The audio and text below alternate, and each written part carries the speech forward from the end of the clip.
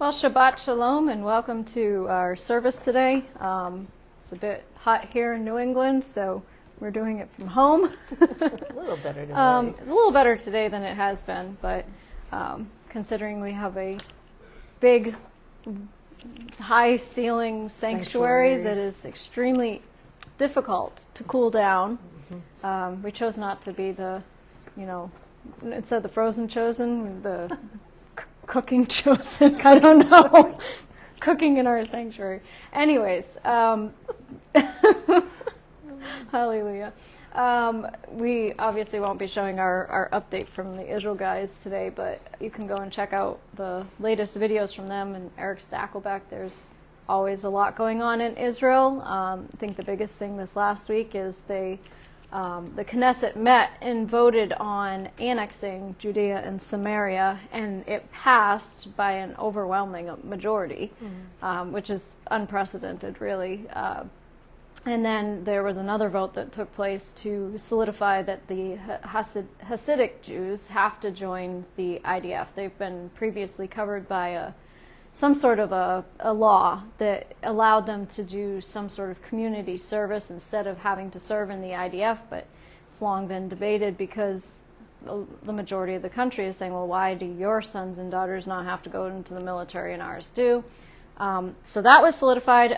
There's a lot of unrest as far as the religious parties go in the Knesset, some of them choosing to leave the coalition and getting upset about it, which, I mean, in some ways, it's like you're giving up the good of your nation for a religious ideology. The religious Jews of old always picked up arms and went to fight for the behalf of their nation. And we were just saying before we started the broadcast that it's not really that much different than the ideology of the monks of old.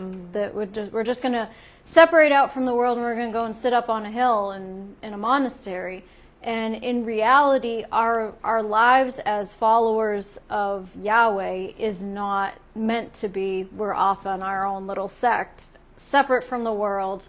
It says in the Bible that we are in the world, but we're not of the world, and we're meant to be walking amongst the people. How else will they hear unless we're in the midst of them? But there's a lot stirring in Israel. There's still a lot going on in the Druze communities up in Syria, but it seems like they've gained a great victory because Israel did step in and help them out. The only ones who stepped in and helped them. And you're not hearing on the majority of the news media about that type of stuff.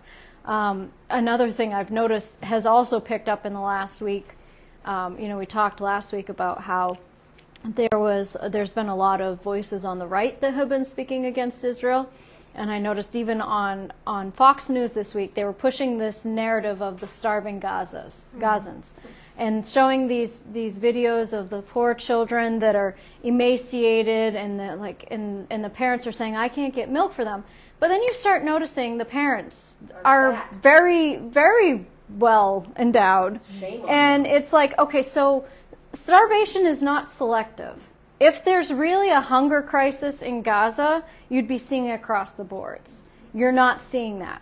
What's happening is Hollywood, the Palestinian media, is pushing this narrative. They're choosing to pick out these children who are suffering from diseases. Really, it's exploiting a situation. Or it's not even from there. It's or from Turkey. Yeah, if they're showing pictures, a lot of them are past. But the ones that they're specifically going and interviewing in Gaza now are quite often they're children who have another disease going on that is causing them to be emaciated, to not have the nutrition that they need. It has nothing to do with the crisis in Gaza. You look up the truth is that the UN is not distributing a lot of the aid that has been going into Gaza. It's just sitting in these shipping containers, rotting. But there's also social media influencers in Gaza. People think, oh, that's just a war-torn place. But the social media influencers on TikTok in Gaza who are showing the new restaurants that are opening and these luxurious places and all the food and stuff. And it's like, you can't have it both ways. You can't say, oh yeah, look at all this fancy food, but then we're starving. Like, okay, which is it? And we know that they've long been lying to the people. But the dangerous part is that when that narrative is pushed, then people start to believe it. And we're seeing a great rise in anti-Semitism. There was just a group of 50 Jewish children that were kicked off of violently arrested off of a flight going to Spain, I believe it was. Come to find out, the pilot was one of the ones who trained one of the hijackers of 9/11, has radical ideology, and believes in free Palestine. So just a bunch of Jewish children singing a song in Hebrew on board the plane, and they're coming under attack. So it's time we need to speak up for the right. We need to speak up in defense of Israel. We need to make sure that we are loudly proclaiming the truth, because there's a lot of people out there who are not hearing the truth. On a different front, Sean Voigt, I think it's Voigt actually, he has been going around doing these, let people worship, I think that's what it's called, let us worship tours, and he was up in Canada and up in Prince Edward Island and New Brunswick and stuff, and there was a lot of places where he was trying to hold events and they were canceling him. They weren't allowing him to meet. So much for Canada being a Christian nation. There's a lot going on up there. But last night he was in the middle of a worship service and stuff, and he had 2 firebombs thrown at him by Antifa members in the midst of worshiping. Threw it at his head and missed, but he kept going. He didn't let it stop them. But what kind of crazy world are we living in that you can't even hold a religious service, can't even go and gather together and sing without being under attack? And it's just a sign of the times we're living in, I think. There's been an intensifying, Sherry had talked about that on Tuesday night, about the intensifying of things coming into the month that we've just entered into, the month of Av.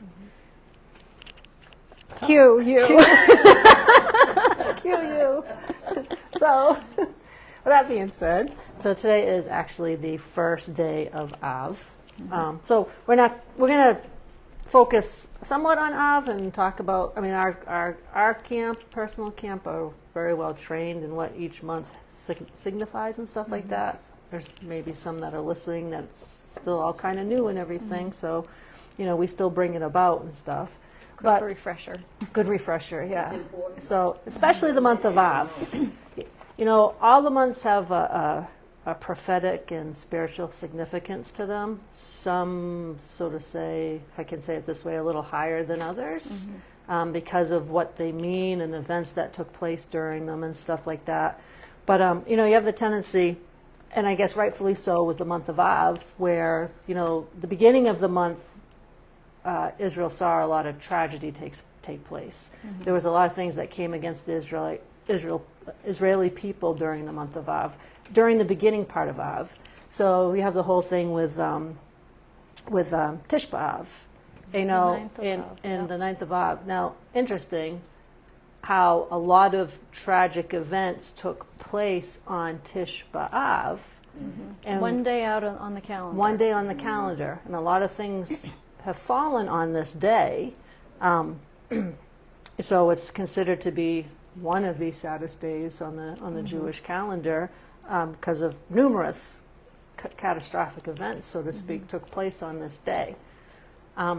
We take a little bit of another turn of looking at it, because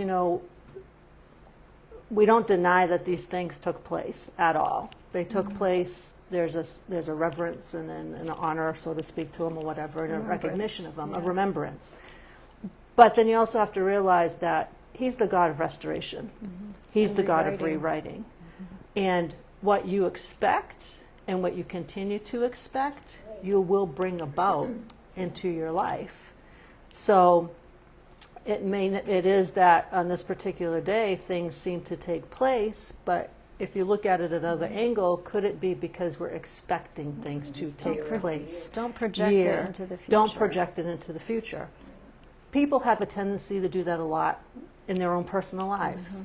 They expect something to happen because it happened this way before. Right. You know, even when it comes to different, my grandfather had this, my great-grandfather had this, and my grandfather had this, and my father had this, so now I'm expecting I'm going to have it. Yeah. Okay? That's where we got to break it. Yeah. Break it off right there. Yeah. So with the month of Av being for the Jewish people a emotionally weighty time for them, okay? But it's also, at the end of it, a redeeming time.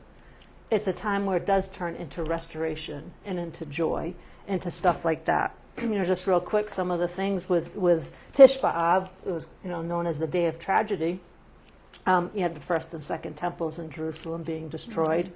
You had the expulsion of the Jews from Spain in 1492, and all these other tragic things that have taken place. But you also have the story of the 12 spies returning from Canaan. That was what marked the day. That's what marked the day, is the 12 spies. And so we're going to focus on that more as we go out this morning. I would say even up to modern times, Definitely. without realizing it, the then liberal government of Israel back in 2005 had set that day as the day when the Jewish communities from Gaza were to be expelled. Right. I mean, how are you not so disconnected from your own faith in your people that you're not aware that you're choosing a day where all this tragedy has happened? And what happened to him after that? Right. Yeah. Right. But definitely. Lord. But with things taking place and how we can have the tendency to fall into expecting, well, this is going to take place again type of thing, this reveals how fear and doubt and all these things, with the instance of the 12 spies, and we're going to get into it more, they dishonored Yahweh's promise, if you think about it, okay? Because Yahweh gave them a specific thing and a promise, and they, 10 of the 12 dishonored that promise. And those things, the fear, the doubt, dishonoring Yahweh's word, disobedience, whatever, those open the doors. That opens doors. We kind of talked about that the other day, about open doors. There's things that we got to realize that we're doing that are opening doors to cause things to take place in our lives, to cause our destinies to be delayed, to cause things to manifest in our lives that we do not want. And another way to say that is it's opening portals. Right. What is an open door? And It's I an believe open Mom portal. had said that last Sabbath. Yeah. An open door is an open portal. That's exactly what it is. It's an open portal. Yeah. So then you've got that whole thing with the Tish B'Av and stuff. But, that was kind of, at the beginning of the month, the 9th of Av. And then we see how, what the enemy means for evil, Yahweh always turns around for good. Okay? Yahweh is the God of restoration. He restores to better than before. Okay?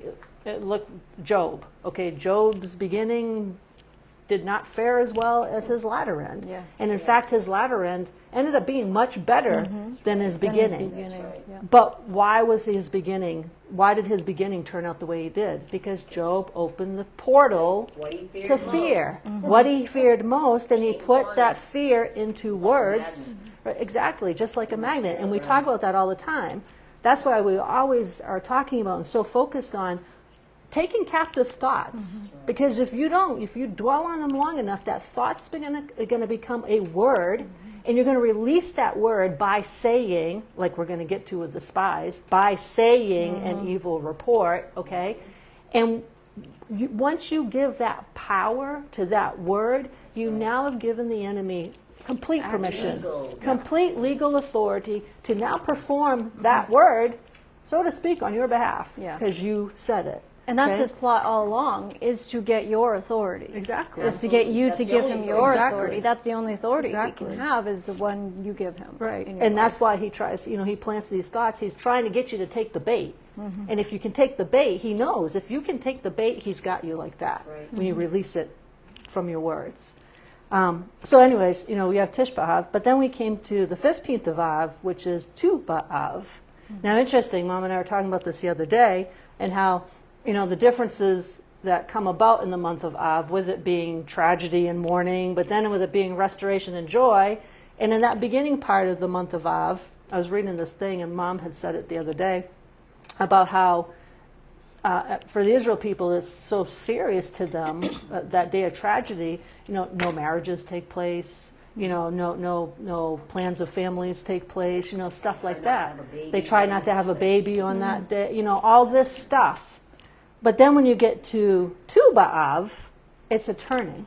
Mm-hmm. It's a turning where it's one of the most joyful days in Israel, actually. Mm-hmm. And this is a time, interesting, Tu B'Av, Tish B'Av, they don't plan marriages, but on Tish B'Av, Tish B'Av, they don't plan marriages. Mm-hmm. Tu B'Av, they do. Mm-hmm. This is a day when a lot of marriages are arranged. At times when tribes are reconciled, mm-hmm. okay? And it's a celebration of unity and restoration and Yahweh's divine favor. So you see like these spiritual parallels of, okay, yeah, there's things at the beginning, but Yahweh always brings about restoration mm-hmm. and joy and what his covenant promises are. Mm-hmm. So then, the thing with the spies and stuff, well, you get to, we talk about the tribes of the month. And the tribe of the month for Av is Simeon. And Simeon means hearing. So last week we were talking about, who are you aligned with? Are you aligned with Yahweh, or are you misaligned with him? Mm-hmm. You're either aligned with Yahweh or you're aligned with the enemy. Yeah. Okay, you can't have it both ways. We talk about drawing a line in the sand all the time, and what side of the line are you going to be on? Right. You can't have one foot straddling, each feet straddling the line. You got to choose.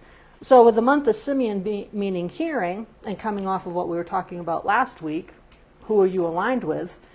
This month of Av challenges you to ask, who or what am I listening to? Mm-hmm.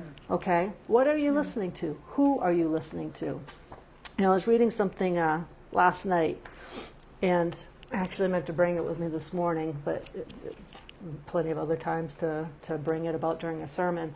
But I believe it was Rick Renner, and he was talking about, interesting, and this was yesterday, he was talking about this, and he was talking about how people need to realize the times that they're in. Mm-hmm. And there's certain significant times in a calendar. Mm-hmm. And I thought that was interesting that Rick Renner was saying that, because here we are coming into the month of Av, and he was talking about how you always need to be on guard. Mm-hmm. Always need to be on guard. But one of the questions that he was asking is, in this time that we're in such a dangerous time, the enemy is just full scale ramping up stuff. Mm-hmm. He was talking about the importance of, what are you listening to? What are you hearing? Because thinking about it, you listen to something, you hear it, it's eventually going to come out of your mouth. Right. Okay? And so he was talking about, and Mom's been saying this for like ever, okay? But he was saying how you have got to separate yourself from the places, from the people, from the atmospheres that are tearing you down, mm-hmm. that have the potential to throw you off your path, that have the potential to open up temptation that might have been a past thing in your life. Mm-hmm. Like he gave an example to somebody about somebody saying how you need to make the decision to separate yourself from certain people mm-hmm. because they're not building you up, they're tearing you down. Mm-hmm. So he's saying, for example, a person who used to have a challenge of drinking, mm-hmm. but they still hang around with friends mm-hmm. that do that. They're inviting that temptation into them, and you hear people say, well, I'm strong enough, I can handle it. No, actually, you can't.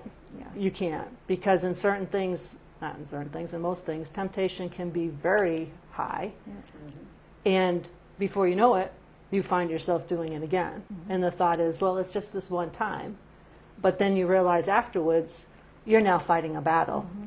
because of just that one time, and you shouldn't be. You're fighting a battle you were never meant to fight. If you had just separated yourself mm-hmm. from the ones that you shouldn't be around. Mm-hmm. Mom says all the time, in the wrong place at the wrong time with the wrong people doing the wrong things. Okay? And it's a portal. Yeah, there's a portal, right. The places, the people, the atmospheres, the things, we're creating things in our lives that we should never have created in our lives to begin with. So interesting that Rick Renner was talking about that. But anyways. If you think of those things as like a cliff, I was saying this to you last night, that if you're nowhere near the cliff, then you're not going to fall off the edge. Nope. If you're walking along a path and the cliff is over there, you're not going to fall off the cliff if you're over here. You only are in danger of falling off the cliff the closer you get toward the edge of it. And there's too many people who are like, how close to the edge can I get before I fall off? And that's tempting fate. That's not wisdom. You should be having your foot planted on a solid ground, not putting yourself purposely into places that could be dangerous. Right. Kind of like a physical illustration of that.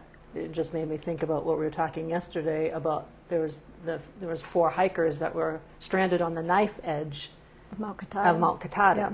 One of the most dangerous trails in the country, and I believe actually topped rank in the world also. Reason why they call it knife edge, okay? Just saying, okay? But they had to be rescued off of this. And they were stuck in it overnight. Okay, and they were stuck in it overnight. They put them... Don't roll over in your sleep! But they put themselves in a position of harm, of danger, of the possibility of having their lives cut short and needing to be rescued. Yeah. Now, whatever the reasons were that got them into that situation, but obviously there was something that wasn't quite right, that was slightly off to have put them in that predicament. Yep. Well, if you think about that spiritually, like what you were just saying, don't get yourself so close to the edge that all of a sudden you find you need rescuing. Okay? Yep. And just not a place that you should be. Yeah. You need to know beforehand. Or like the guy up on Mount Washington last week who they took the train up and he just decided to wander off. He wasn't a hiker, just decided to wander off, ended up falling off of a cliff. He wasn't planning on hiking. He wasn't prepared to hike. He just wanted to wander down and see a trail. Yeah.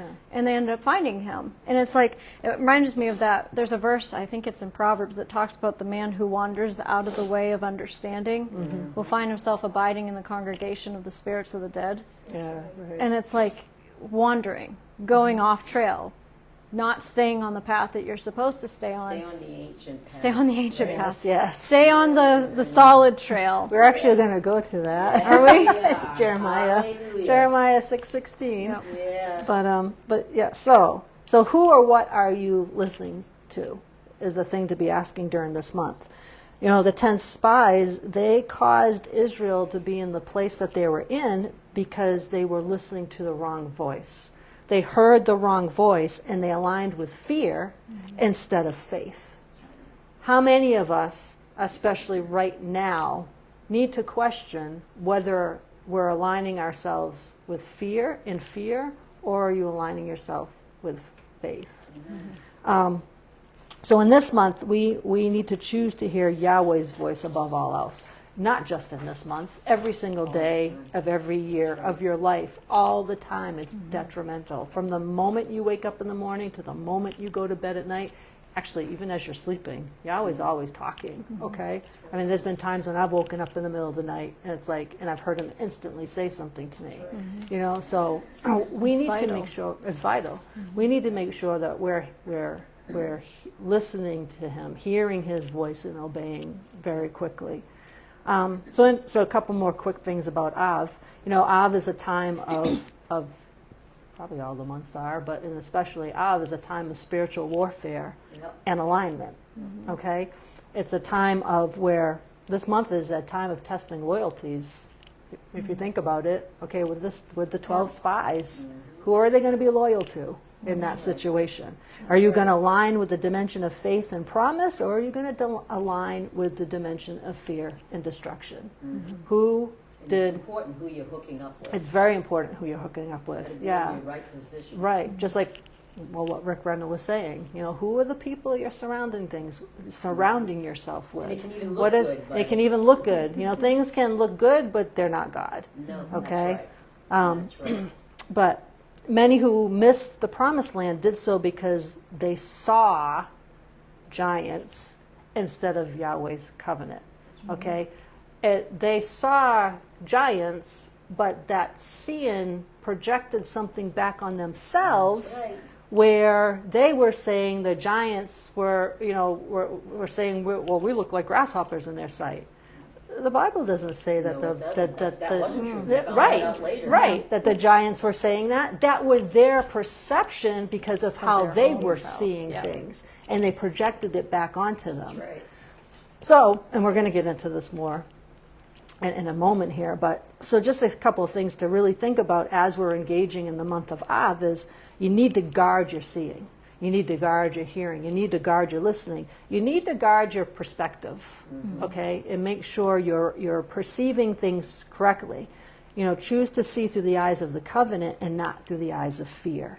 And don't empower the enemy's narrative with your agreement. Right. And how do you do that? With your words.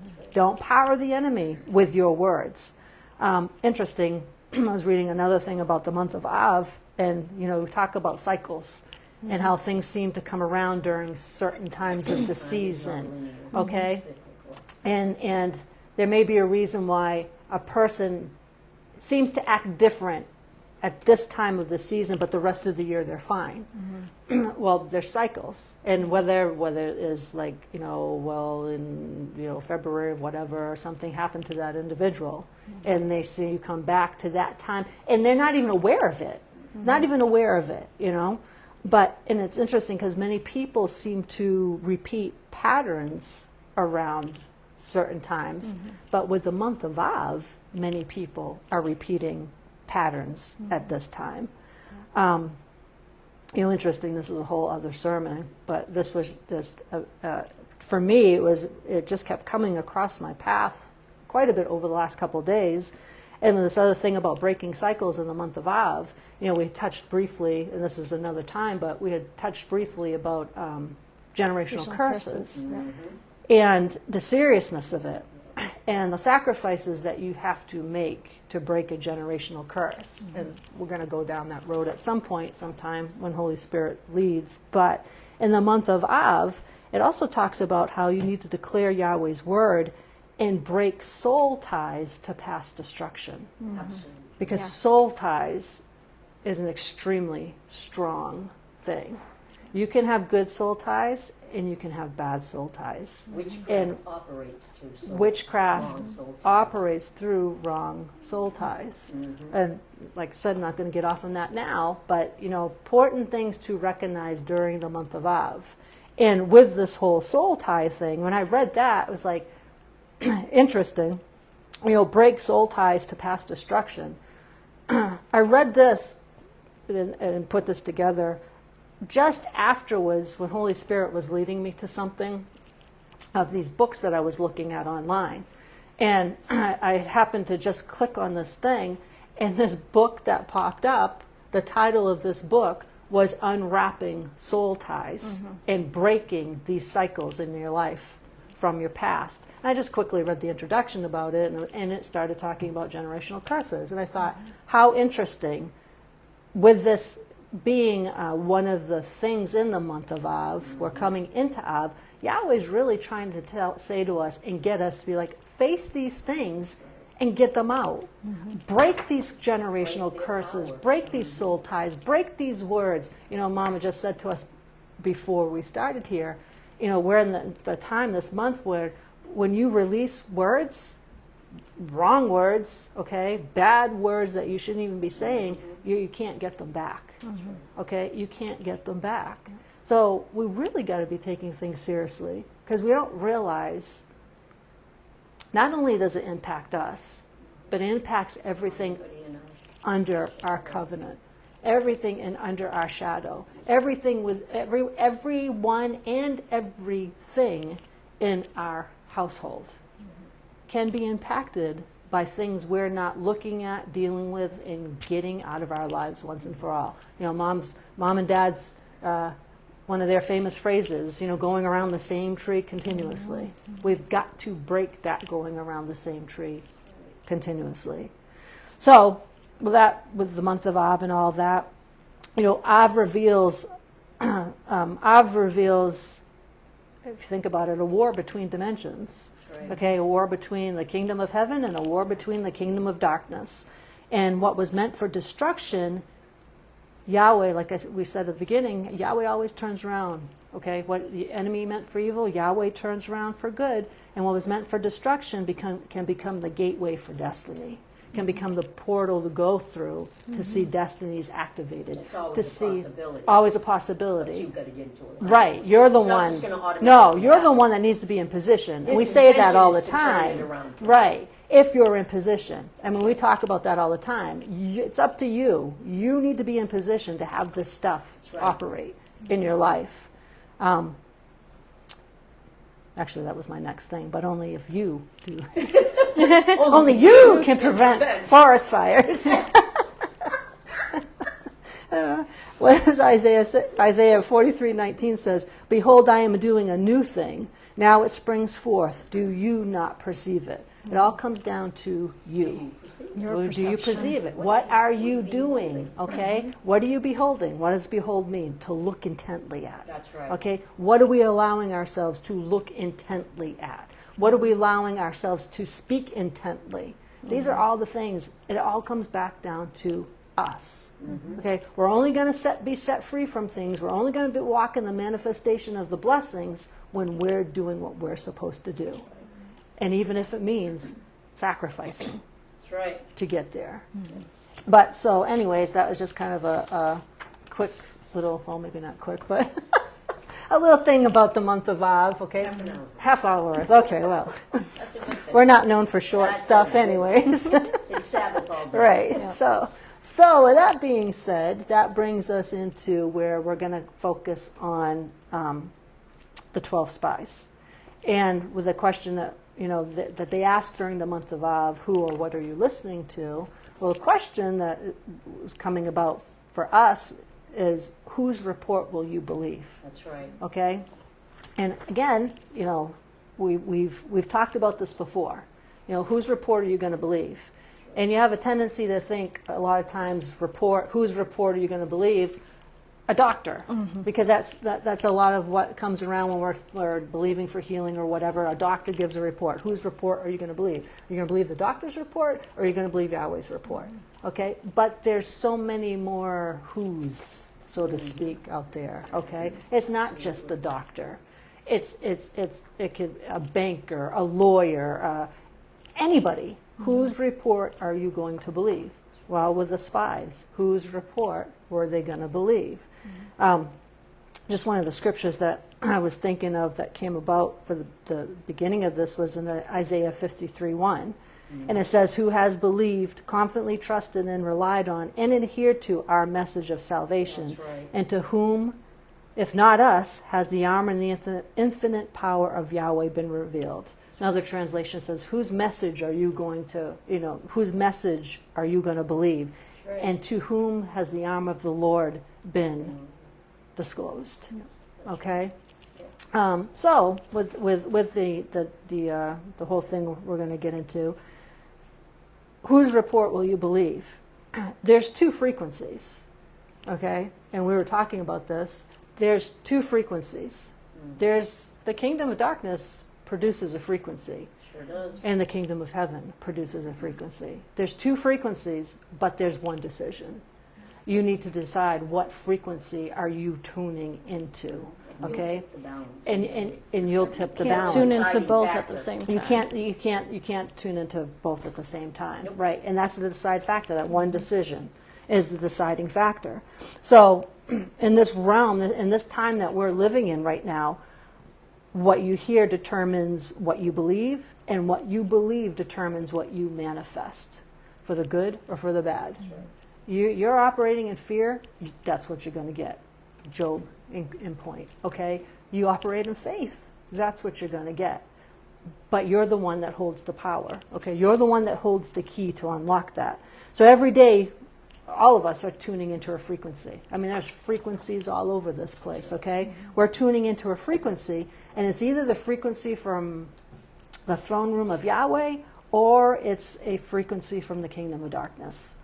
And there's no neutral ground. And like we were saying, you're either aligned with truth, which is Yahweh, or you're aligned with twisted facts, which is the enemy. You're either aligned with kingdom reality, which is Yahweh, or you're aligned with the lies of the enemy. You know, just real quick for a second here. You know, we talk about lies of the enemy, and it's when a person, you know, when the enemy puts a thought into a person, okay, we know the enemy is the father of lies. Mm-hmm. So he's putting lies in your head. So if you have a thought about something, okay, it's a lie.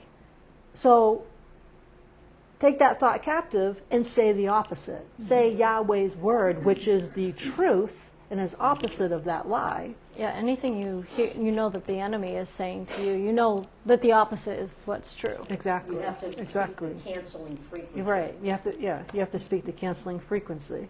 So the power of a report. Okay, there's reports can be powerful depending on how you take it and what you do with it. So, you know, my definition of a report type of thing, okay? So a report is more than just information, okay? Yeah, a report gives an information about something, but it's much more than that. A report is a decree, and we know how powerful decrees are. We've talked about decrees of a king, you know, when a king issues a decree, like with Esther, okay? And we know that, what does the word say? When you decree a thing, it will be established. It says it will be established when you decree a thing. So we know that there's power in decrees. You know, a report is a verdict. But I thought this was really interesting. A report is a spiritual seed designed to take root in your belief system. Mm-hmm. Yep. Okay, think about that. A report comes, and it's a spiritual seed designed to take root in your belief system one of two ways, either with fear or with faith. Mm-hmm. And you've got to decide, like we were just saying, 2 frequencies, 1 decision. Mm-hmm. So that brings us to the spies, the 12 spies. So in Numbers 13, I was going to read the whole thing, but I'll just say the one verse. Well, actually, no, you know what, let's just quickly do Numbers 13 in the Amplified, starting at verse 1. And it says, "And the Lord said to Moses, send men to explore and scout out for yourselves the land of Canaan, which I give to the Israelites. From each tribe of their fathers you shall send a man, every one a leader or head among them." So Moses, by the command of the Lord, sent scouts from the wilderness of Paran, all of them men who were heads of the Israelites. And then it goes through all the tribes and who they were sending and stuff like that. So jump to verse 17. "Moses set them to scout out the land of Canaan, and said to them, get up this way by the south and go up into the hill country, and see what the land is, and whether the people who dwell there are strong or weak, few or many, and whether the land they live in is good or bad, and whether the cities they dwell in are camps or strongholds, and what the land is, whether it is fat or lean, whether there is timber on it or not, and be of good courage, and bring some of the fruit of the land. Now the time was the time of the first ripe grapes." So they went up, you know, and there's a reason why Yahweh put that in there, and is pointing that out. Yep. That, you know, the time was the time of the first ripe grapes. Yep. So they went up and scouted through the land from the wilderness of Zin to the entrance of Hamath, and then went up into the south and came to Hebron. And Ahiman, Sheshai, and Talmai, probably 3 tribes of the sons of Anak, were there. And they came to the valley of Eshcol, cut down from there a branch with 1 cluster of grapes, and they carried it on a pole between 2 of them. Now catch that. We've talked about that. Those are some big grapes, okay? They had to carry it on the pole between the 2 of them. They brought also some pomegranates and figs. That place was called the valley of Eshcol cluster, because of the cluster which the Israelites cut down there. And they returned from scouting out the land after 40 days. Okay, they scouted this land for 40 days. They came to Moses and Aaron and to all the Israelite congregation in the wilderness of Paran, and brought them word and showed them the land's fruit. they told Moses, "We came to the land to which you sent us. Surely, okay, surely it flows with milk and honey. This is its fruit. But," what do we know about the word but? It now cancels out everything, okay? All right, now they're starting out with a good report. Okay, it flows with milk and honey. This is its fruit. Check this fruit out. Look how big it is. Okay, that's a good report. But it's about to turn. So, but the people who dwell there are strong, and the cities are fortified and very large. Moreover, there we saw the sons of Anak, of great stature and courage. Amalek dwells in the land of the south. The Hittite, the Jebusite, and the Amorite dwell in the hill country, and the Canaanite dwells by the sea and along by the side of the Jordan River. Caleb quieted the people before Moses and said, "Let us go up at once and possess it. We are well able to conquer it." All right, so here they begin instantly. Okay, here's Caleb. They're answering. Right, answering fear or answering any type of doubt. You know, kind of like when Yeshua turned to Jairus and instantly said to him, Do not fear. "Do not fear. Only Do believe." not fear. Only believe, Yep. and all will be well." Okay, so this is what Caleb is doing. He's quieting the people, you know, instantly standing up and quieting the people before Moses and said, "Let us go up at once and possess it. We are well able to conquer it." That's what he's saying to them. We're able to do this. Okay, we're able to conquer it. But, here we go again, you know, another but. His fellow scouts said, "We are not able to go up against the people of Canaan, for they are stronger than we are." So at that moment, they lost all sight of Yahweh. They lost all sight who Yahweh was. And that he was on their side. And he was on their side. If Yahweh told them to do this, then he's going to make sure they do it successfully and victoriously. So, verse 32. So they brought the Israelites an evil report of the land which they had scouted out, saying, okay, that's the key word right there, saying, "The land through which we went to spy it out is a land that devours its inhabitants, and all the people that we saw in it are men of great stature. There we saw the Nephilim, or giants, the sons of Anak, who come from the giants. And we were in our own sight as grasshoppers, and so we were in their sight." Okay? Because they were in their own sight, grasshoppers, like we're just saying it, they were projecting that. Well, they're looking at us as grasshoppers too.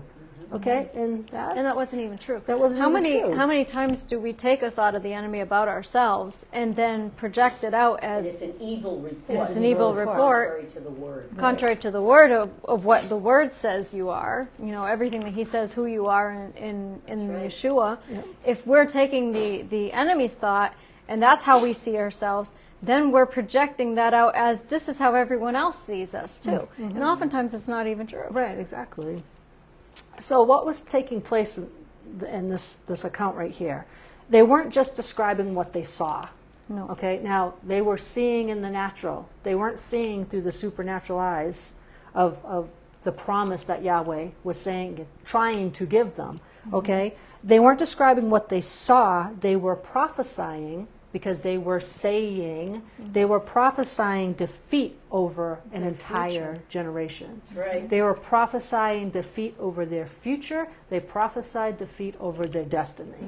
Okay? Yeah. And it came about. And it came about. Because they said it. It was But an the people evil. had a choice. The people had a choice, like They we were had two saying. reports. Exactly. Whose Whose reports? report Are you going to Whose believe? report are you going to believe? They were faced Okay? with the choice. Exactly. It's like just as Always much as have a choice. Yeah, I have set always. before you a way of life and a way of death. Now choose life, Choose life. but it's He's your telling choice. you exactly, but he gives you the right. He gives you the right answer. Choose It's not life. It's not a like you have to guess on right. this test. Try to figure it out on Try your to figure it own. out. No, he's telling you this is the answer, but you still have the choice to make. Exactly.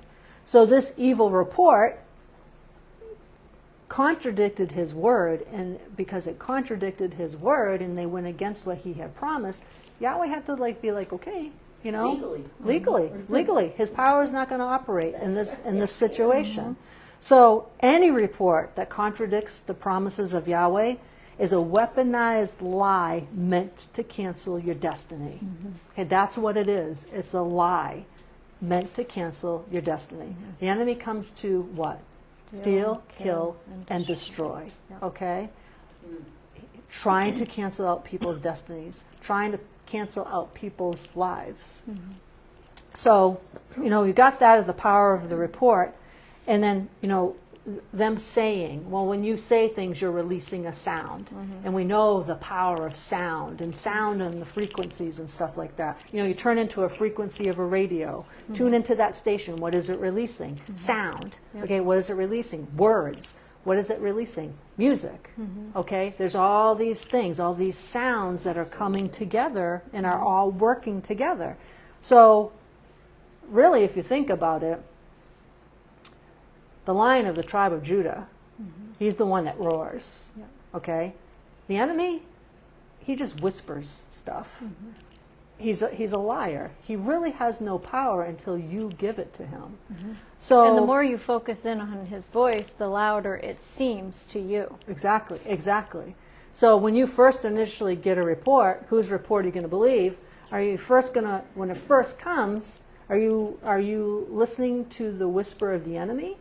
Or are you going to listen to the voice of the creator of all things? And if, like you're just saying, if you're going towards the enemy, that voice is going to turn from a whisper to a loud voice if you don't take authority over it right away. What you focus on becomes more prominent, Exactly. it becomes louder. Exactly. So the enemy is a master manipulator of sound. We know that the enemy takes whatever Yahweh does and twists it. Okay, we see it all the time in this world, all right? Look at the rainbow. Just saying. Not going to go there, but look at the rainbow, okay? Major twist that the enemy did concerning Yahweh's covenant sign.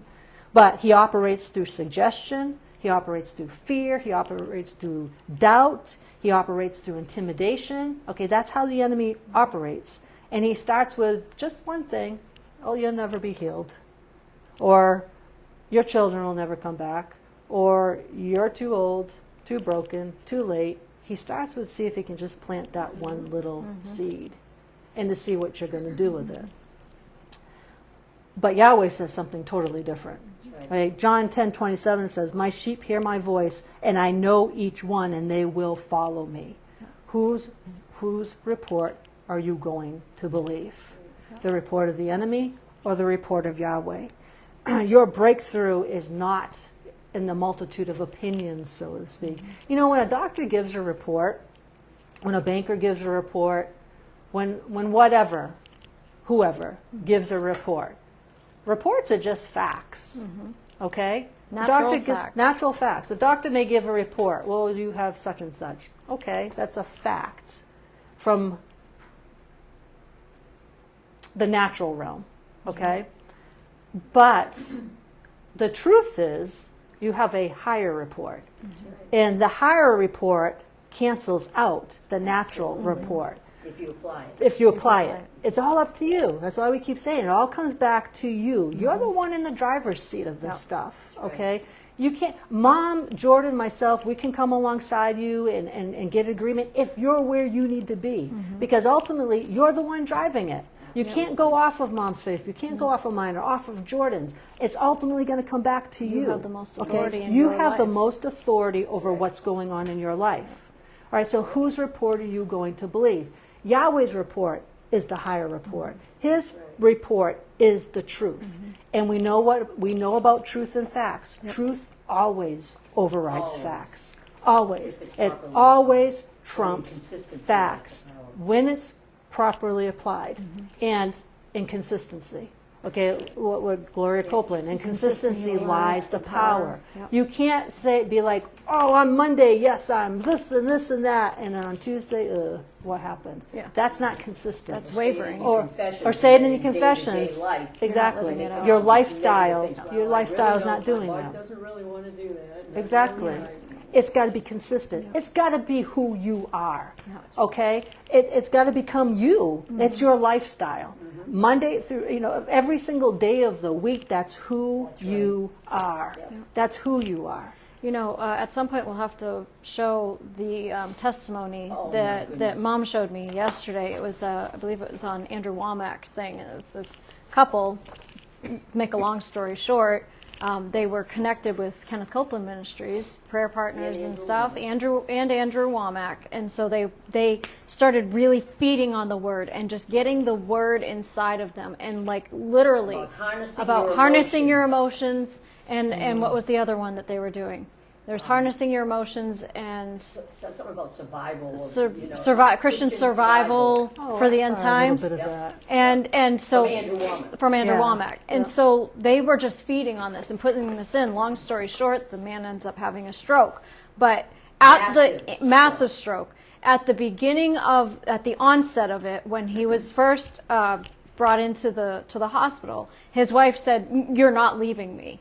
This is not going to end in you dying." Nope. And she started staying on her faith, and the people around her in this testimony were saying, yeah, she would speak out loud to her own mind. Because, doesn't matter how much word you put in, the enemy is going to try to come with a thought to penetrate your shield of faith. No, Didn't she say something along the lines was, the enemy already stole my first husband, he's From not, cancer. Yes, from cancer, he's not not. taking another one. Exactly. And I'm not going to have to feed him, Yes. and I'm not Yes. going to have to take care of him. But she would be sitting there in the hospital room, and she would put her hands on her head, and she would say, "No, I'm not taking that thought." She would That's right. answer it out loud. That's right. That was the key. That was the key. That was the key, because so many people try to fight through the battle in their mind. They Their try to mind. fight thoughts with thoughts. You Right. can't You can't fight do thoughts that. with You gotta start it with thoughts. the You words. got to speak what the word says. Long story short, he ended up being supernaturally healed, Yeah. and even the doctors were amazed at what happened. They didn't think she was in reality. Yeah, they didn't think she was in reality. How many times have you heard that one?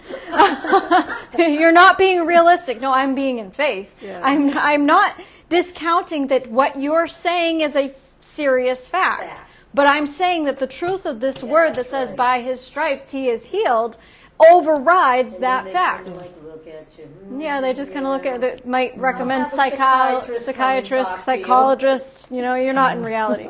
But we'll show that that was very because of the powerful. powerful Yeah, it's very testimony. Very powerful. Yeah. And Truth. Yeah. I encourage you, especially if you're fighting any kind of a challenge, go find these testimonies of people who overcame. Don't be looking at you sit in a doctor's office and they somebody sitting next to you. Oh, what are you here for? Oh, I'm here because of this or that with my heart. Oh yeah, well my aunt died of that. Yes. How encouraging is that? Right. Like why? Why would you say that to somebody who's in the middle of a battle? No, surround yourself with the testimonies of what is it that Revelation said? You overcome by the blood of the Lamb and the word of your testimony. So a way to build your own faith is to hear the testimonies of others who overcame, who applied the word and it worked. They applied the word and it worked. They applied the word and it worked. That's what you need to fill yourself with. Especially when it's the same thing that you're believing for. Exactly. Faith comes by hearing and hearing by and the hearing word. the word. Yep. The testimony, that was one of the major things Mom had told me when we were believing for Australia. Yeah. You go and look up testimonies about people that were trying to have a baby, And they and I did. I cut them out. I Yes. had them. I had Put them in it different before places. your eyes. I had them in my Bible. vision. It's vision. And I read those things, and it's like, but I didn't just read them. I even read them out loud. But a lot of these testimonies, All the gates involved. a lot of these testimonies had the scriptures that those people were standing on. Yep. Some of them were already scriptures that I had, courtesy of Mom. Okay, but some was like, oh, that's a good one, and I would add that. Okay, Right. and so. Faith comes by hearing and hearing and hearing the word.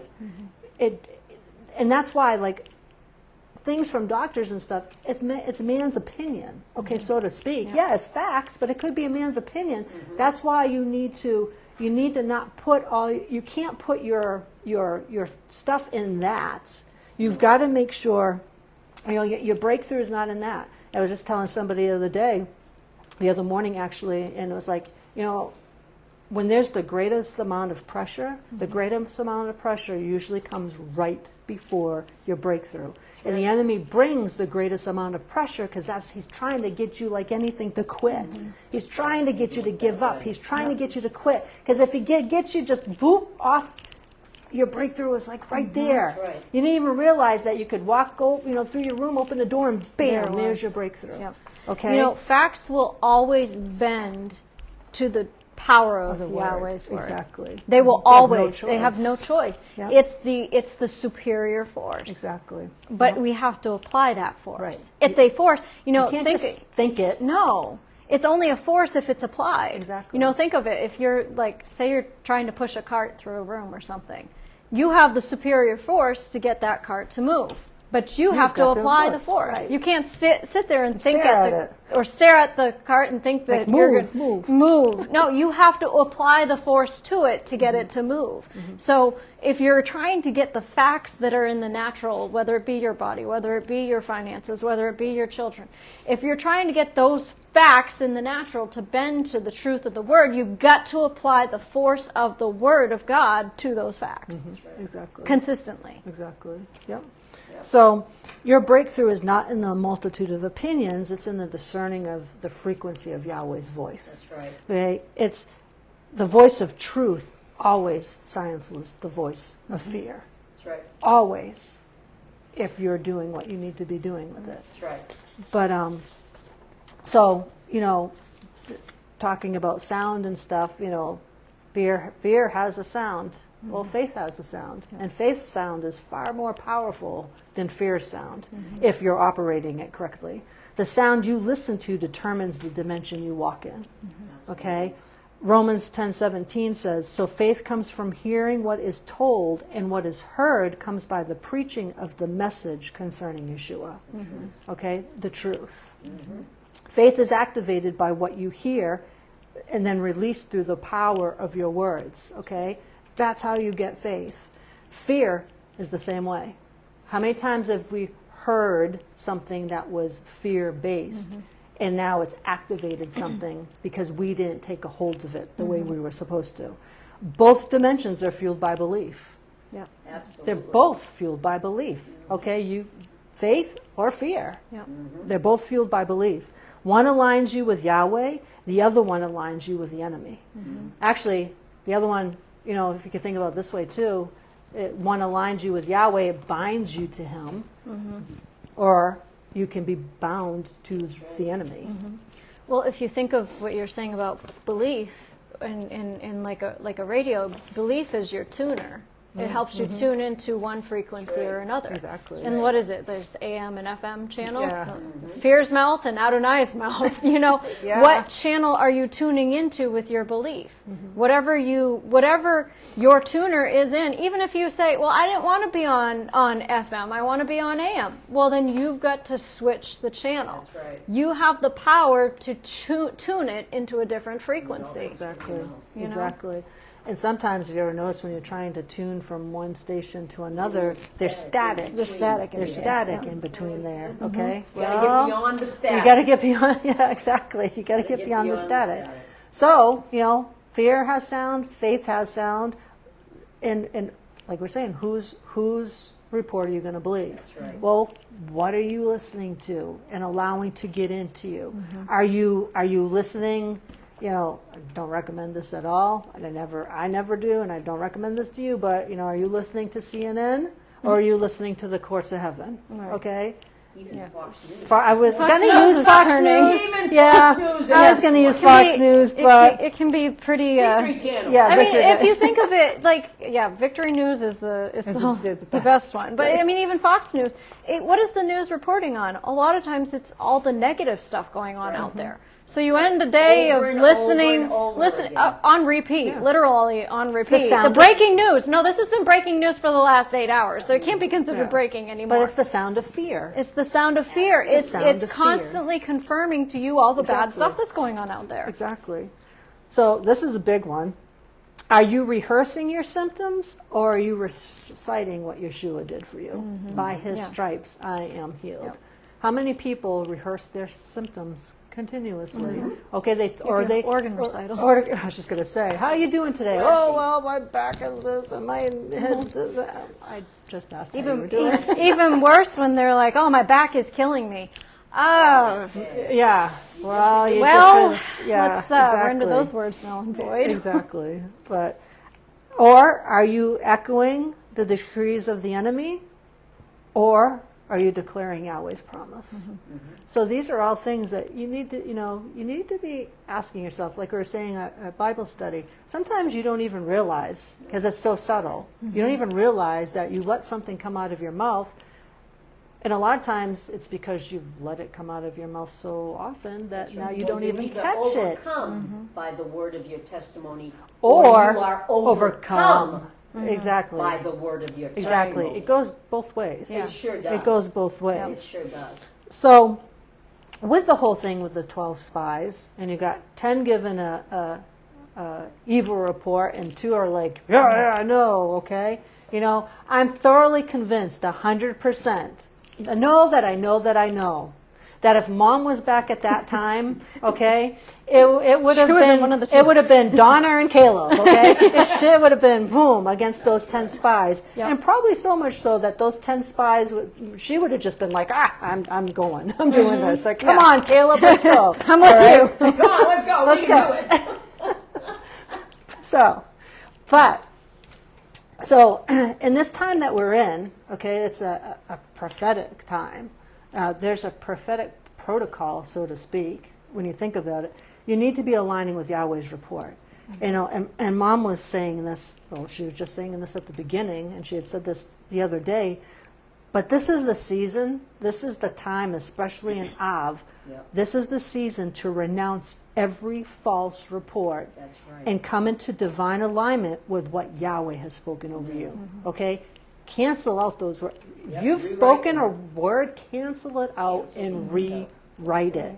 Isaiah 55:11 says, "So will my word be which goes out of my mouth. It will not return to me void, useless, without result, without accomplishing what I desire."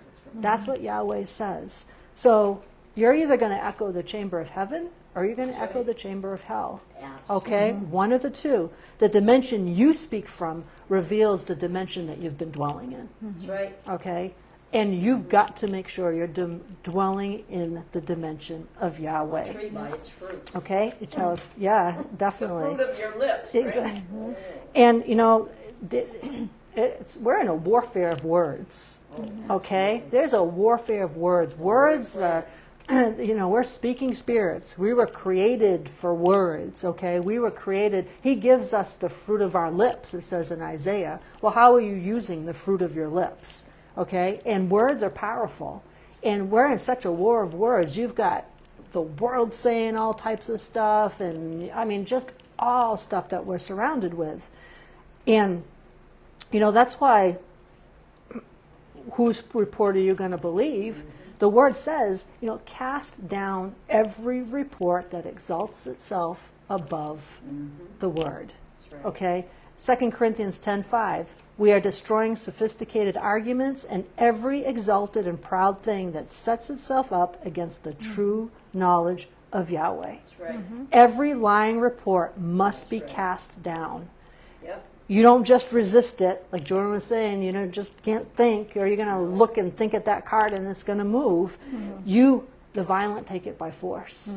You violently overthrow it with the word. That's right. It all comes back to the word. I think Rick Renner does a whole teaching on that whole casting down does. imaginations. That it's not, if you cast down something, it's not just like I'm going to take it and just like toss it off to the side. It's a violently disposing it, Exactly. deposing it, violently getting it out of its place. You're aggressive about it. You're not just, oh, well, you don't tolerate the thought and gently usher it out. No, you're casting it out. You're Exactly. neutralizing it. You're getting rid of it As they and say in ensuring it's Israel. never going to have Neutralized. ensuring it never can raise a weapon against you again. Yep. Yeah, exactly. That's right. Well, you need to nullify every evil report, every diagnosis, That's right. every delay, every demonic declaration that contradicts the report of Yahweh over That's your right. life.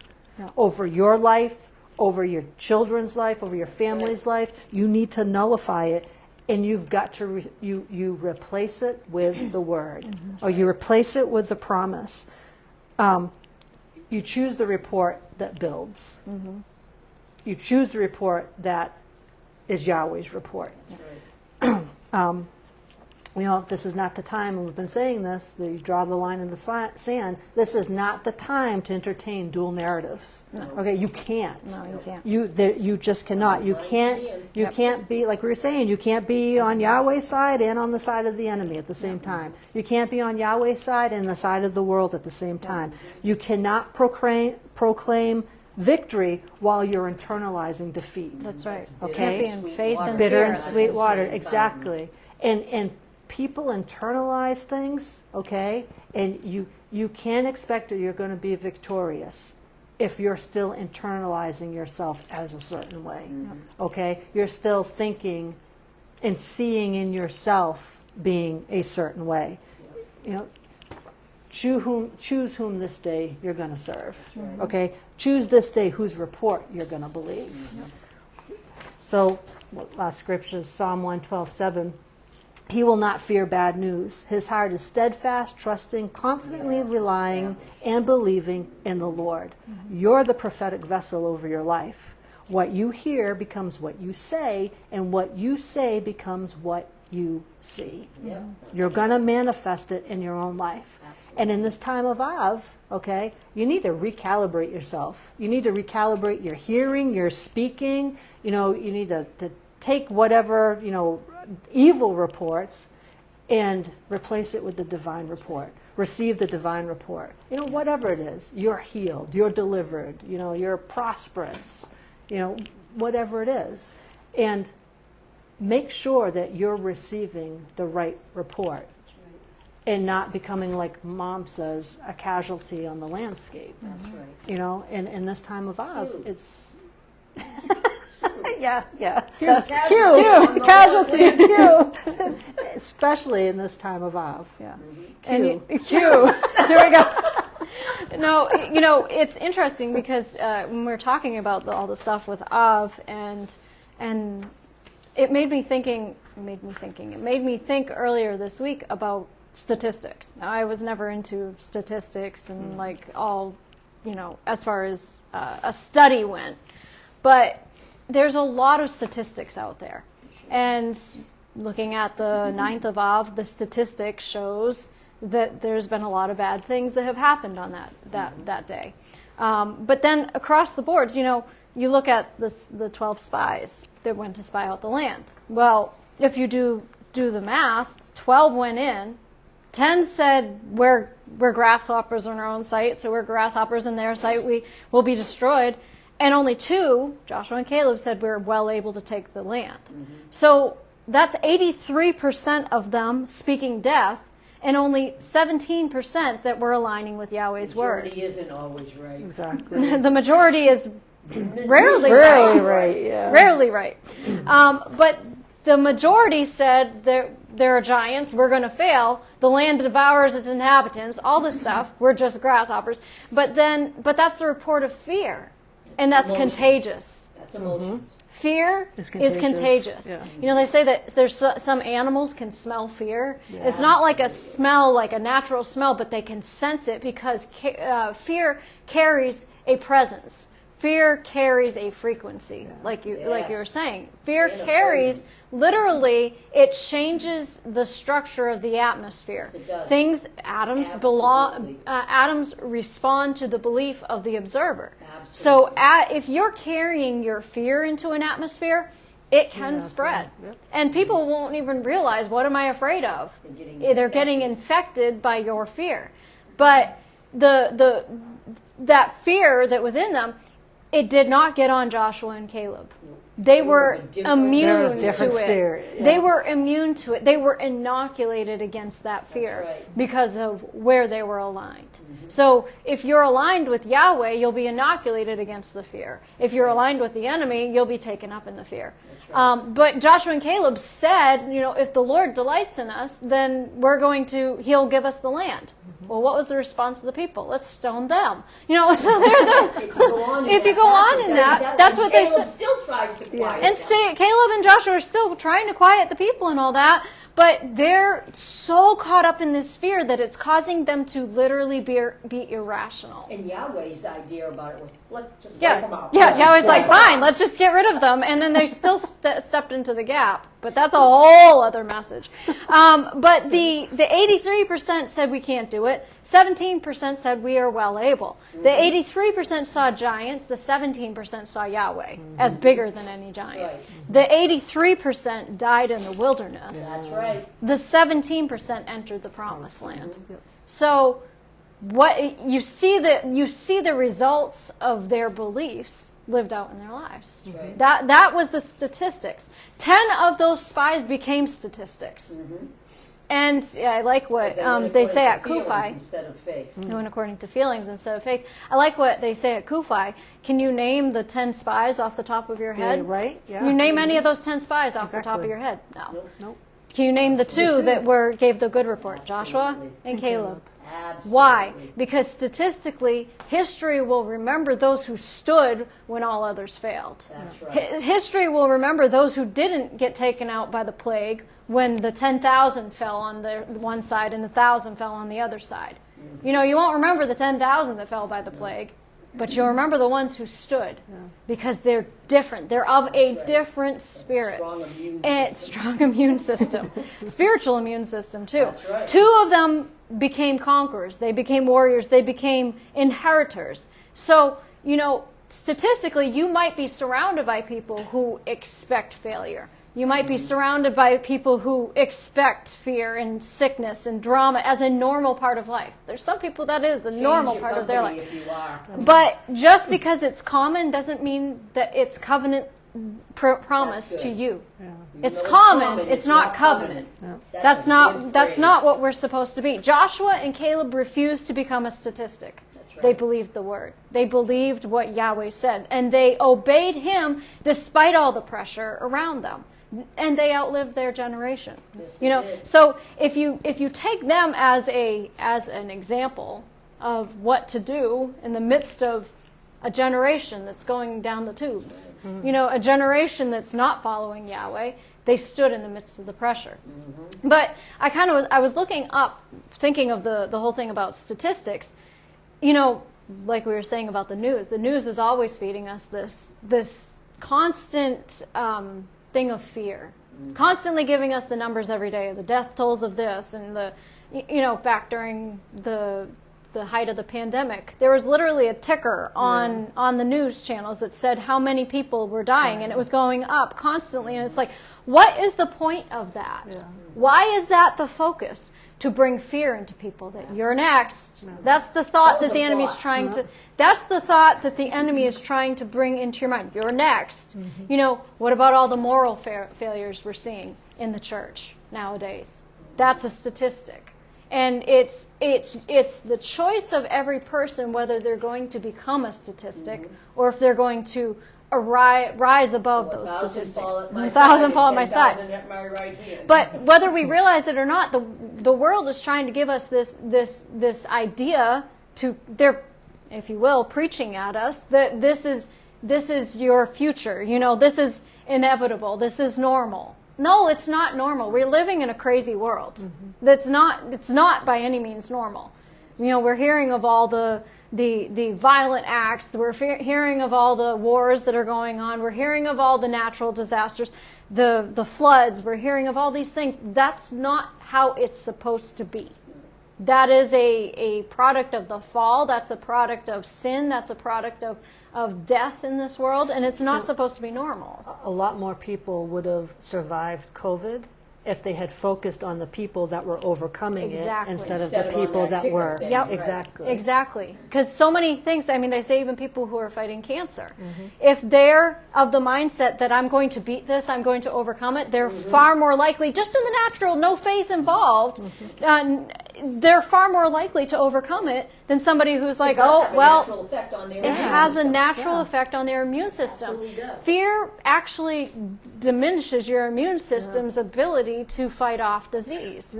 And faith will create the actual immune cells in your body to be able to fight things off. It's actually a proven fact. scientifically. Yeah. You know, what was it, that study that was done on all those people, and they were exposed to somebody who had the flu in the room. And the people in the room, they were with this person, talking with this person, all that. And in the study, later on, they informed these people, you were around this person, and they had the flu. Those people who were like, I never get the flu, it doesn't bother me, I have a good immune system, most of them never got it. The people who were like, oh my goodness, I need to wash my hands, oh my goodness, I can't get sick, and their pores in their body literally opened up wider That's to right, receive it. the infection. Yep. Like it's That proven. literally It happened. literally happened. This is a scientific study. You can go and look that up.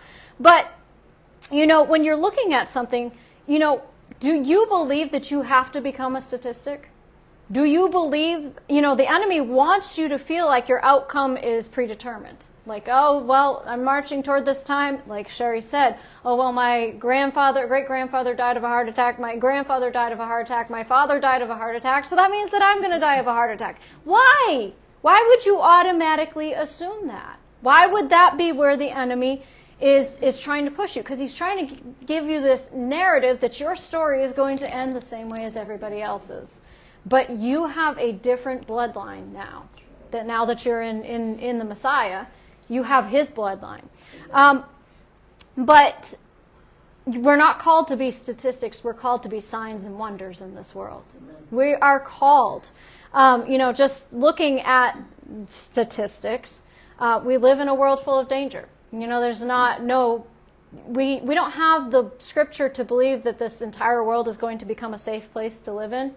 And people say, well, I live in a really safe area. Yeah, well, I think I was listening to Brother Keith, and he was talking about dead from a mule kicking you in the head is just as dead from being shot in a terrorist attack. Dead is dead.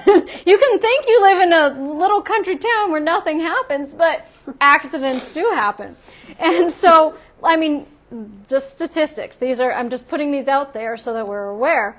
42,795 people died in U.S. car accidents last year. 49,000 suicides last year. That's one every 11 minutes.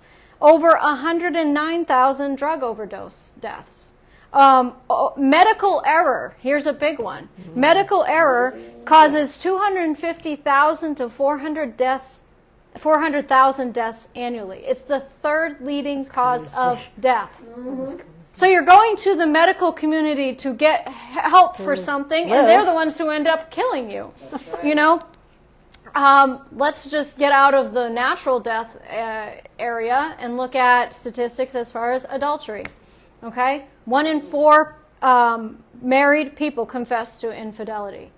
And some polls show that it could be even higher because there's a lot of people who aren't willing to just say, yeah, I cheated on my spouse. There's something wrong with that. That shouldn't be normal. We saw a big public display of that in the last couple weeks, and it's good to see that the majority of people were coming out and denouncing and saying that's wrong. So that at least that shows hope in the culture that there's still the majority of people feel that that's wrong. But I bet a lot of the people who are calling it wrong have done it themselves. Just saying. But so much of what we call normal, these are statistics, they're normal. The divorce rate is just as high in the church as it is in the world. Oh, that's normal. It's not supposed to be normal. It's anything but normal. People just shrug and say, well, that's life. No, that's death that's disguised as life. That's death. That's destruction. That's the enemy coming to steal, kill, and destroy in all these areas. We don't need a prophetic gift to know that we're living in a dangerous world. You don't need to say, I have supernatural discernment, that I see that the statistics are showing. No, the world is full of traps, whether it be natural, emotional, physical, spiritual. But the good news is we don't have to be the statistic. You don't have to fall into any sin. You don't have to be taken out by a disease. You don't have to be taken out by a car accident. You don't have to be one of these statistics. But we have to do something different. Yahweh has spoken a different word over our life. Yahweh has spoken a word, over our life. Like I said in Psalm 91:7, it says, 1,000 may fall at your side, 10,000 at your right hand, but it will not come near you. Well, that doesn't just apply to a plague. That applies to any of these accidents. 1,000 may fall at your side from falling into sin, and 10,000 at your right hand, but it does not need to come near you. It's all about where your position is. You're not meant to be a cautionary tale. You're meant to be a testimony. We have a lot of cautionary tales in the Bible. Samson, is one of those. Cautionary tales of what not to do. why don't we learn from those what not to do so that we don't do that? You know, it seems That's why it's written. that's why it's written. But we can live protected from all these things. You know, Psalm 91:1, he who dwells in the secret place of the Most High shall abide under the shadow of the Almighty. It's not just a comforting poem, it's a promise. This is our promise of protection. It's a covenant. But it includes, if you look through Psalm 91, it includes deliverance from traps. That's not just physical traps. It includes healing and preservation from disease, protection from terror, violence, from destruction. It includes angelic covering to prevent accidents. It says the angels will bear you up on their hands so you won't dash your foot against a stone. It includes protection from your own bad decisions. That's a big one. And in the end of it includes long life and satisfaction. You know, that promise, though, like Mom just said, it's not for the casual visitor. It's not for those who just come and visit the shadow of the Almighty every now and then and go off and do their own thing. It's for those who dwell in the shadow of the Almighty, who abide, who live in Yahweh's presence. You know, like she was saying, you're going to be listening to one side or the other. Right. Who are you spending the most time with? Who is speaking the most to you? Who are you surrounding yourself with? If you're surrounding yourself with Yahweh's presence, then Psalm 91 says, because he has made the Lord his dwelling place, no evil shall befall him. No evil. No evil. You know, that's not limited to one area. No evil is no evil. Spiritually, physically, emotionally. It says in John that, beloved, I want you to prosper, be in good health, even as your soul prospers. You're supposed to have your spirit, soul, and body all in a state of prosperity, of shalom, of nothing missing, nothing broken. That's where he wants us to be. So that means that when the plague is spreading, the promise still stands. That means when the economy is collapsing, Yahweh doesn't collapse. And if you're sustained by him, then your economy won't collapse either. When the trap is set, you walk around it because you're hearing the voice of Holy Spirit and he's telling you don't go that way. You know, that's why it's so important. We've been talking about being led by Holy Spirit. That's why it's so important. You know, and some of it is just simply... Well, don't go that way. Don't hang out with them. Exactly. That's what And some of it is just what we would call just using wisdom. You know, like I said, you know, you don't need to go and wander by the edge of the cliff. It's just some things are just common sense. You know, Proverbs 22:3 says, the prudent see danger and take refuge, but the simple keep going and pay the penalty.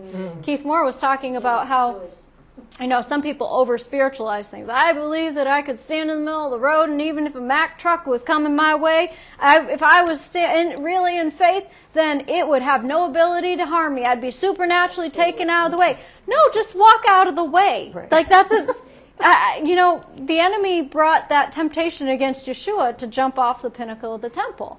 And the first question would be, why? Why do I need to jump off the pinnacle of the temple? Why do I need to jump? Okay, well, the angels will bear you up on their hands. Okay, but why? Why do I need to put myself into a position where they have to try to come and rescue me out of it? Or someone's If it's by expecting... accident and you fell, Yes, then they can. and they'll help me. Yes. But people have a tendency to expect like this major thing from Yahweh, all the Spectacular. angels and Yes. stuff. It's like that story that Dad tells about that guy in the flood that was on the roof of Yes. his house, and he Yes. sent him a boat, and he sent him this. He's like, And God, the guy's come like, and no, save me. no. You know, he was...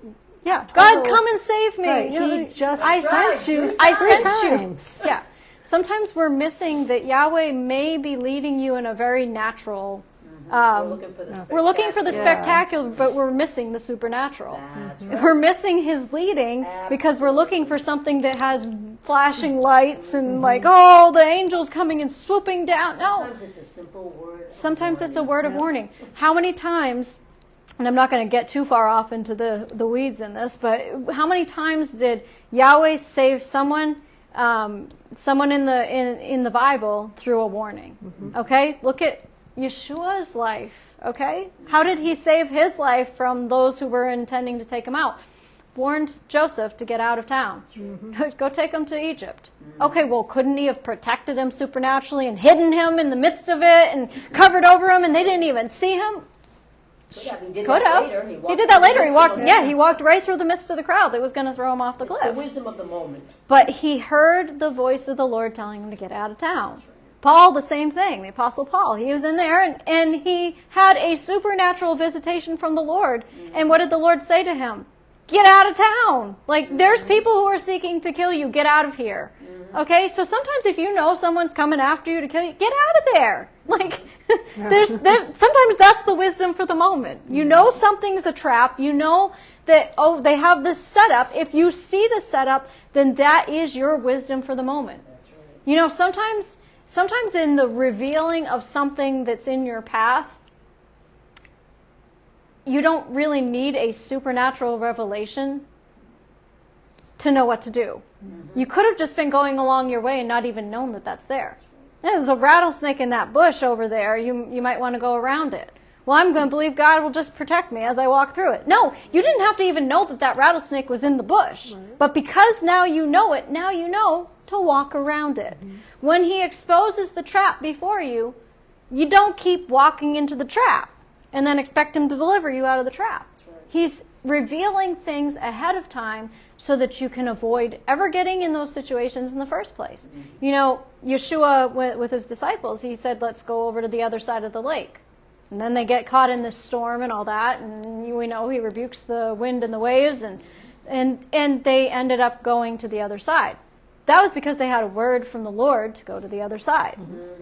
Take the Apostle Paul, when he was going to be sailing, I think it was when he was going to Rome. And he said, you know, I'm getting a revelation that this is not going to be a good journey. We need to not go. There's going to be loss of the ship and potentially of our lives, and they wouldn't listen to him. That was out of his control because he was a prisoner.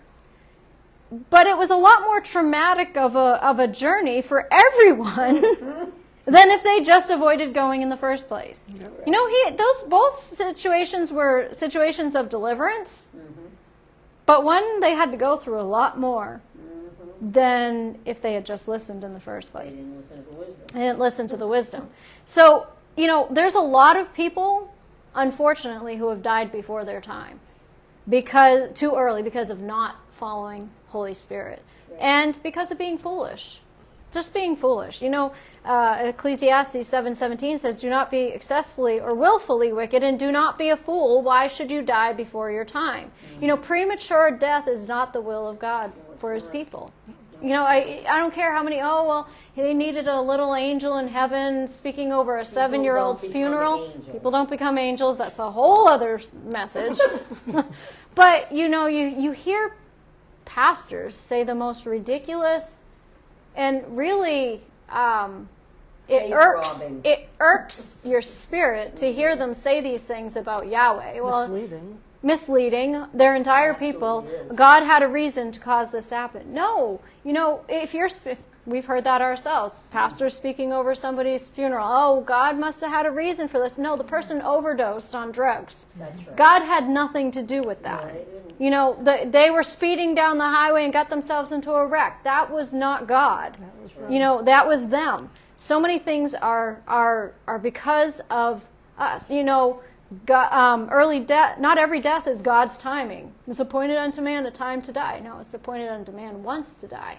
It's not like your time is up on Tuesday at 3 p.m. You know, we can do something that causes us to be part of the statistics of early death. And we can also do something to cause us to live a long life. With long life, He will satisfy you. Tragedy is not part of Yahweh's plan for you. It's never meant to be. And so some deaths are early because of ignorance, because of rebellion, because of failure to discern danger, whatever. But Yahweh has made the provision for the protection if we will walk in it. If we will diligently serve the Lord our God, then He will bless our bread and water and take sickness away from us. If we will do something, we have a part to play. We can live a long life. With long life, I will satisfy him. Satisfy. It's not just about living a long life, but you're broken down and in the pits and all that. And it's not meant to be a stressful life, not meant to be a broken life. It's meant to be a satisfying, a long, a purposeful life, a life filled with purpose. But you know, when we shift this into the spiritual aspect of things, you have the ability, you can resist every trap of the enemy to fall into sin. Sin is not inevitable. It's not, oh, well, I'm just a sinner. No, you once were a sinner, but your nature has changed. Now, the enemy can still try to pull on your flesh, but you have the ability inside of you, because of Holy Spirit, to resist every temptation. 1 Corinthians 10:13 says, no temptation has overtaken you except what is common to man, but God is faithful. So there's some people who feel like they're doomed to repeat the failures of their family. Your family history, they were all, addiction runs in my family. Violence runs in my family. Everyone in my family has had this happen. That's not your bloodline anymore. You're not a slave to statistics when you're led by Holy Spirit, when you're following Holy Spirit. You're not a prisoner of your past. You're not a prisoner to your family line. You're not even a prisoner to your own desires, your impulses, whatever. You are a new creation. Just because the adultery is common doesn't mean that it has to be your default. Mm-hmm. Not everybody has to fall into, I couldn't resist. There's nothing that you can't resist. I can't resist. That's not true. Just because depression is familiar to your family doesn't mean it's your destiny. You don't have to go that way. Just because addiction is in your genes doesn't mean that it's God ordained, and He can change your genes. We even talked about that a couple of weeks ago. You are not a statistic. You're sealed by the Holy Spirit. You're sealed by the blood of Yeshua. And so, like we said about the spies, that they ended up outliving their generation because of what they chose to align with. Numbers 14:24, my servant Caleb has a different spirit. So what spirit are you carrying? Are you carrying the spirit of the culture, or are you carrying the spirit of the Messiah? Are you carrying the spirit of fear, or are you carrying the spirit of faith? Are you carrying the spirit of I'm just surviving, or are you carrying the spirit of of conquest? I'm conquering the land. I'm taking the land. Caleb had a different spirit. And look at what he said. Look at what he said because he had the different spirit. If you walk by statistics, you'll die in the wilderness. If you walk by the Spirit, you'll live in the promise. Galatians 5:16 says, walk by the Spirit and you will not fulfill the lusts of the flesh. So Psalm 191 protection requires Psalm 91 positioning. It requires us to do our part. We want to live a protected life in every area, then we can't be taking shortcuts. We can't be just visiting. We got to dwell in the secret place. We got to inquire of the Lord. We've been talking about that before every decision. The spies, when they went to spy out the land, they already had the word of the Lord. He said, go in and check out the land, but this is the land I'm giving you, and you will be well able to conquer it, and you will take it. And that was his word to them. That's the word that they should have gone on. Not what their natural minds made up based on the sights of their eyes. Just as the disciples, when Yeshua said, let us go over to the other side of the lake. Well, he didn't say, let us go halfway and drown in the middle of the lake. He didn't say that to them. Their minds interpreted the storm as being, this is over. They should have taken their cues from Yeshua. He was sleeping. He was asleep. He already said, we're going to the other side. Doesn't matter. He spoke the end from the beginning. We've got to not be moved by the storm around us. David, we talked about that before. He never lost the battle when he asked Yahweh what to do. He lost the battle and got in trouble when he didn't ask Yahweh what to do. When he stayed home and the whole thing. He should have been out with the rest of his troops. We've got to speak the right report. Like they were saying, in this month it is vital that we are speaking the right thing. That we're not aligning our mouth with the voice of the enemy. That we're not echoing fear. That we're not speaking out doom and gloom and lies and everything that the enemy's report says. But we need to open our mouth and speak, if God be for me, who can be against me? God is on my side. Nothing can take me down. We got to walk with the right people, like she said. 10 spies corrupted an entire nation. 10 people led an entire nation astray. So we got to surround ourselves with the people who feed our faith not our fear. The voices that speak the truth, or flesh, yes. We got to remember who we are. We're not just a number. We're not just a statistic. We are a name that's written in the Lamb's Book of Life. We're someone that was bought and paid for by the blood of Yeshua. We are called for such a time as this. We're chosen. We are kept where we are sent into this world not to be like the world, but to change the world around us to be more like the kingdom. Every single person will become something in their life.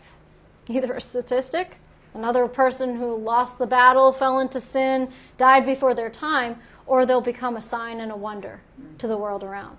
The ones who glorify Yahweh the most are those who become the sign and the wonder, the testimony of God's goodness. And like you said, the signs and wonders ones are the ones that their names are remembered. Yeah. They're statistics, they're just a number. They're just a number. You don't have names to the Yeah. statistics. They're Exactly. just a number. They're just another number. And if we don't want to be part of that, then we got to do something differently than what they're doing. Like, that's what this all comes down to. You don't want to be a statistic, then you got to do something different than the statistics did. Isaiah 8:18 says, "Here am I, and the children the Lord has given me. We are for signs and wonders." That's right. That's who we're called to be. We're called to be signs and wonders in this world.